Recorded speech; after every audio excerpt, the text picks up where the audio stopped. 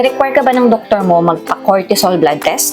Ano nga ba ito at bakit importante ang oras sa test na to? Ang cortisol ay isang hormone na ginagawa ng adrenal glands. Tinatawag din itong stress hormone dahil tumataas ito kapag nakakaramdam ng stress yung katawan natin. Alam niyo ba na importante ito sa pag-regulate ng ating blood sugar, blood pressure, metabolism, pati immune response? Bakit pinapagawa yung cortisol test ng mga doktor? Ito ay dahil gustong tignan ng doktor kung may problema ka sa adrenal glands or pituitary glands mo.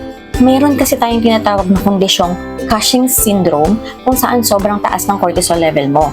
At meron din naman tayong tinatawag na Addison's disease kung saan naman kulang yung cortisol level. Sobrang importanteng consideration ang oras ng pagkuha ng blood dito. Ang cortisol kasi ay may tinatawag na circadian rhythm kung saan ang ibig sabihin nito, nagbabago-bago yung level nito sa loob ng isang araw. Kadalasang pinakamataas ito sa umaga between 6 a.m. to 8 a.m. kaya doon tayo kumukuha ng blood sample. Sa ibang kaso, maaari namang ulitin ito sa hapon para tignan kung bumaba na yung cortisol level mo. Oy, bawal ka magpuyat kapag magpapa-cortisol blood test ka. Kapag kasi puyat ka o kulang ka sa tulog, nai-stress yung katawan mo. Kaya pwedeng magbigay ito ng false result at tumaas yung cortisol level mo. Kaya, magpakbait ka muna at matulog ka ng 6 hanggang 8 oras bago ka magpa-test. Gaya ng pagpupuyat, bawal ka rin magkaroon ng matinding exercise, emotional stress, uminom ng kape or energy drink dahil makakapagpataas din ito ng cortisol level mo.